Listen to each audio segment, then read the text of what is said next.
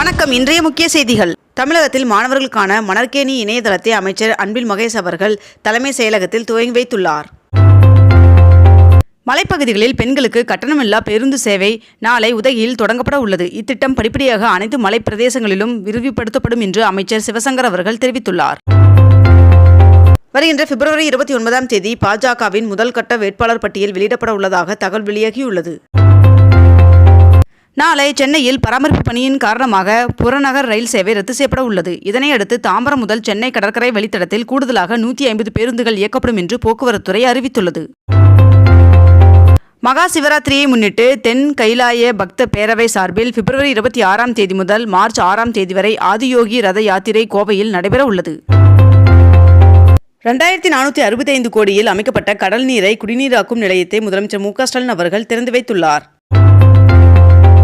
விளவங்கோடு காங்கிரஸ் சட்டமன்ற உறுப்பினர் விஜயதாரணி அவர்கள் பாஜகவில் இணைந்தார். ஒன்றிய அரசை கண்டித்து நடைபெற்ற விவசாயிகளின் பேரணி மற்றும் போராட்டம் பிப்ரவரி 29ஆம் தேதி வரை நிறுத்தி வைக்கப்பட்டுள்ளது.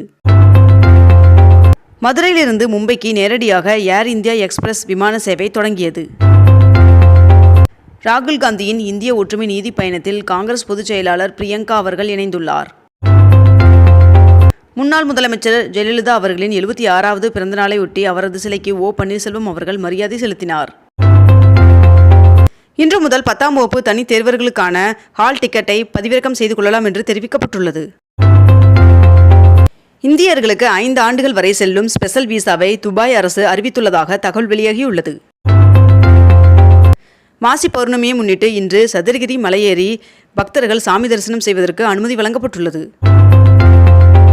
சென்னை மாவட்ட வேலைவாய்ப்பு மற்றும் தொழில்நெறி வழிகாட்டு மையம் சார்பில் இன்று தனியார் துறை வேலைவாய்ப்பு முகாம் நடைபெற உள்ளதாக சென்னை மாவட்ட ஆட்சியர் தெரிவித்துள்ளார். இன்றும் நாளையும் தமிழகத்தில் ஒரு சில இடங்களிலும் புதுவை மற்றும் காரைக்கால் பகுதிகளில் லேசான மழை பெய்ய வாய்ப்புள்ளதாக வானிலை மையம் தெரிவித்துள்ளது. நிதி அமைச்சராக மிக சிறப்பாக செயல்பட்டவர் பழனிவேல் தியாகராஜன் அவர்கள் என்றும் ஐடி துறைக்கு மாற்றங்கள் தேவைப்பட்டதால் பழனிவேல் தியாகராஜன் அவர்களை அமைச்சராக நியமித்தேன் என்றும் முதலமைச்சர் மு.க. ஸ்டாலின் அவர்கள் தெரிவித்துள்ளார். 601 வீரர் வீராங்கனைகளுக்கு உயரிய ஊக்கத்தொகை மற்றும் 4 வீரர்களுக்கு அரசு பணி நியமன ஆணையை அமைச்சர் உதயநிதி ஸ்டாலின் அவர்கள் வழங்கினார்.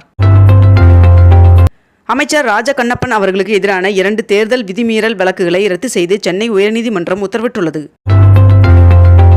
போடி நாயக்கன்பட்டியில் இன்று ஜல்லிக்கட்டு போட்டி நடைபெற உள்ளதாக தகவல் வெளியாகியுள்ளது. சென்னையில் உள்ள பல்வேறு இடங்களில் சேதமடைந்துள்ள மெட்ரோ குடிநீர் குழாய்கள் சீரமைக்கும் பணிகள் தீவிரமாக நடைபெற்று வருவதாகவும் விரைவில் மக்களுக்கு சீரான குடிநீர் வழங்கப்படும் என்றும் அமைச்சர் கே.என். நேரு அவர்கள் அறிவித்துள்ளார்.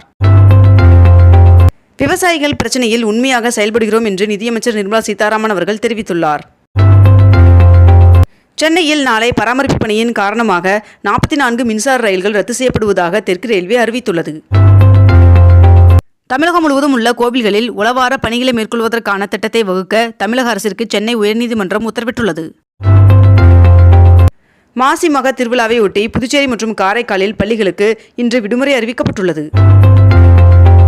சென்னையில் 500 முக்கிய இடங்களில் இலவச வைஃபை வசதி வழங்கும் திட்டத்தை முதலமைச்சர் மு.க. ஸ்டாலின் அவர்கள் தொடங்கி வைத்தார்.